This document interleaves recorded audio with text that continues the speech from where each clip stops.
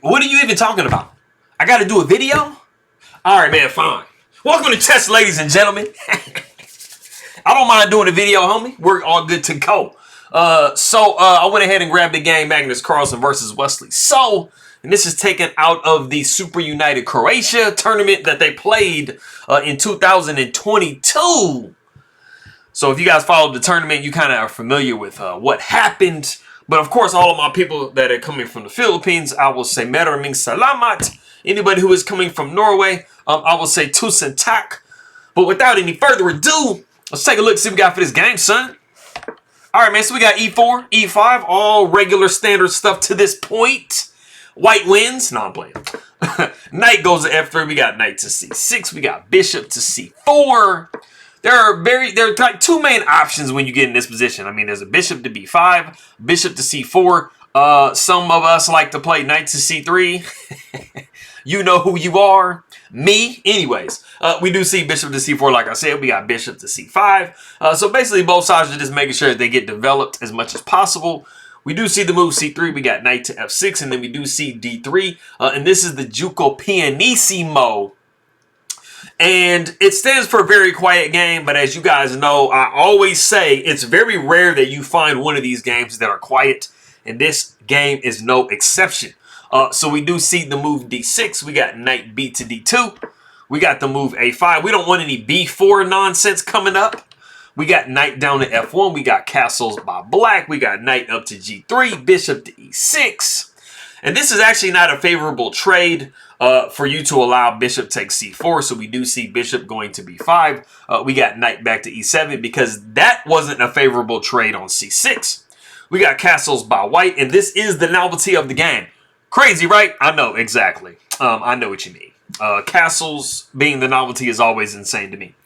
Something I did want to say about the game right now so far is, even though this is an E4 opening, you know, it really kind of has D4 feels, because you guys that play D4 or play against D4 understand that D4 is a very positional type of maneuvering game in most cases, and this game definitely is a maneuvering type of game. We got the move C6. Get your bishop out of there, homie. We got bishop going to A4. Knight goes to G6. We got D4. Bishop drops back to A7. So playing A5 earlier in the game was like twofold. You do want to give your bishop a chance to kind of go back. But you also want to make sure that B4 isn't an issue because you do have both of these pieces sitting there on fairly ideal squares. And B4 is just going to start harassing their placement. So that is what we see now. We do see the move H3. None of that G4, bishop G4, knight G4 type stuff. We got pawn taking D4, knight taking D4, and we do see the move D5. Knight takes E6, pawn takes E6, and we do see bishop dropping down to C2. Now, in general, bishop to C2 is a very logical move. It's, you know, in line with bishop to D3 also. It is just targeting this usually pretty weak H7 pawn. It really kind of restricts the knight's movement because you really don't want to move it because H7 is going to be hanging. Sometimes you have the bishop sacrifice, which is called the Greek gift. Sometimes you have mating threats, so you just kind of have to be careful for both sides. We got queen going to C7, and then we have the move king to H2. And I'm going to have to be honest with you. King to H2 is somewhat of a weird move to play in this position, simply because one of the main things that black was trying to do with queen to C7 was control this diagonal, and you have just moved yourself into a pin. That is going to become relevant in just a few minutes here.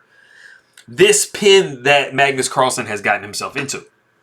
Pawn takes E4. We see queen going to E2. We got knight going down to F4 and then queen to E1. And I know what some of you guys are thinking because it's the same thing I thought when I first saw this. When I was first going over this game, I was like, why would you go queen to E2, get attacked, and then go queen to E1 instead of just going queen to E1 immediately? Well, there's a very, very good answer to that question. Had to figure it out. Okay. So this is hyper accurate play by Magnus Carlsen, understanding this one subtle thing. Like I said, you do have a situation where you are pinned down along this diagonal with this knight. So what better way to make that be much worse of a situation than to add to that pin? if you, in fact, went queen to e1 first, you would be taking the queen off of this diagonal, and you would be allowing the move knight to h5.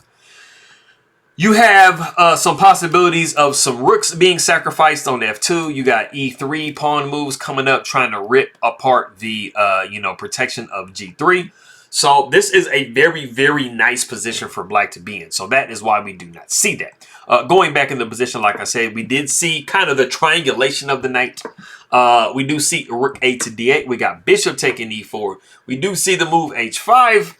Because like I said, you are in this pin, even though you're kind of looking through a few pieces. Those pieces can kind of start getting out of the way very soon. If you can play h4 and knock this knight out of the way, you do have some really nasty discoveries.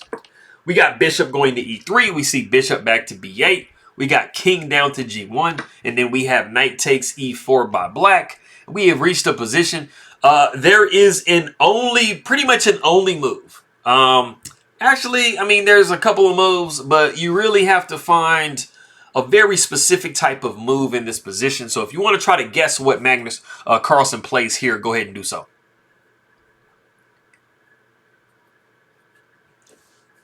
Okay, so I think one of the biggest impulses that you're going to have as the white player is that you want to just like maintain material equality and go knight takes f4 or knight takes e4. That's definitely probably one of the most logical things that you want to try to do, right? But like I said, initially you had the pin, but then also what you had, which you should notice by black, that I didn't notice yesterday when I was playing a game, and I was like, is that they have this battery going on threatening checkmate on h2.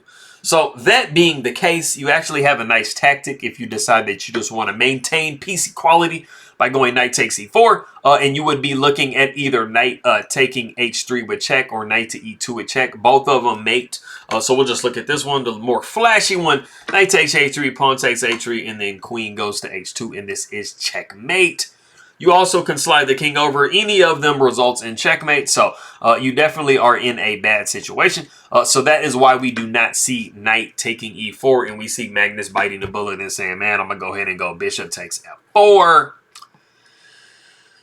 And we do see rook taking f4, and we have knight taking h5. And basically, Wesley So says, Magnus, you have a pawn for your troubles, but I got the piece.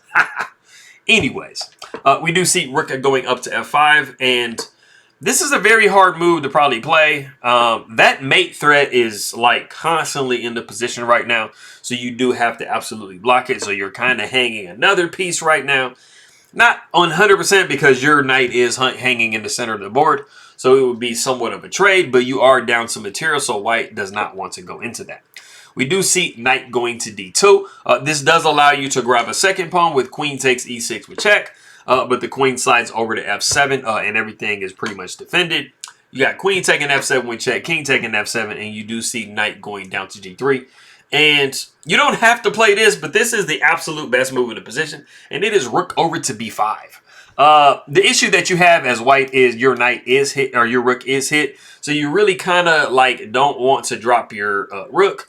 But it was possible in this position. Some of you guys might have been wondering, I mean, I'm hitting this pawn twice, right? Can I just take it with the rook? You absolutely could. There isn't really a way for white to kind of compound the issue of you having it pinned, and you are going to be, okay. But like I said, rook to b5 was just crazy hyper accurate.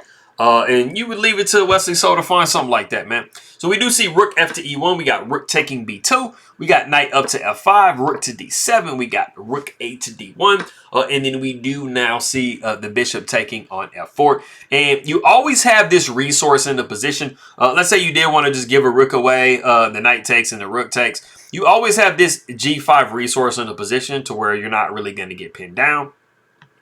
But you do have extra material as black, so it doesn't matter even if you lose the bishop. Anyways, you're going to be good to go.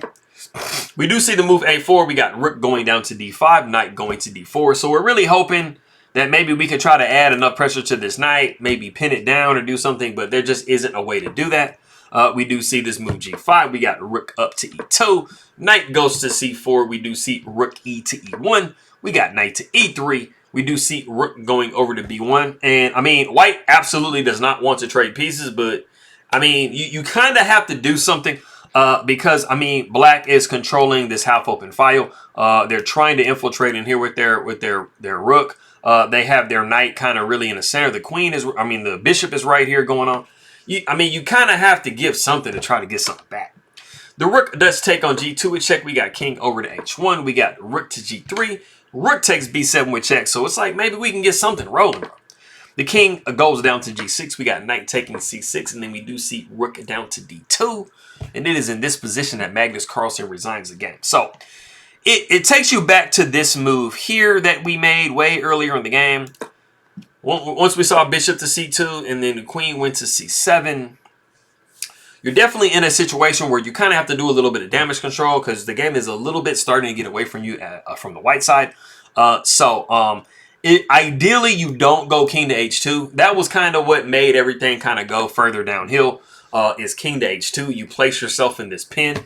And so when you're playing your games, you really kind of have to be careful when you make moves that just put yourself in pins because you might really need to move that piece that you're pinning down at some point. So just be very careful, man. But this is a good game to show you that even the world champion or former world champion, no, he was still the world champion in 2022. He hadn't lost it yet. You know, world champions can still make somewhat inaccurate moves. So there is hope. But anyways, all my people that are coming from the Philippines, magandang umaga. No, magandang hapon. It is afternoon over there. So mag lunch na tayo. Ingat lagi to you, see gay. I appreciate you guys very much for stopping by. Anybody who is coming from Norway, I would say God Morgan to you. Hello. And tusen tak. And I'm going to see you guys next time.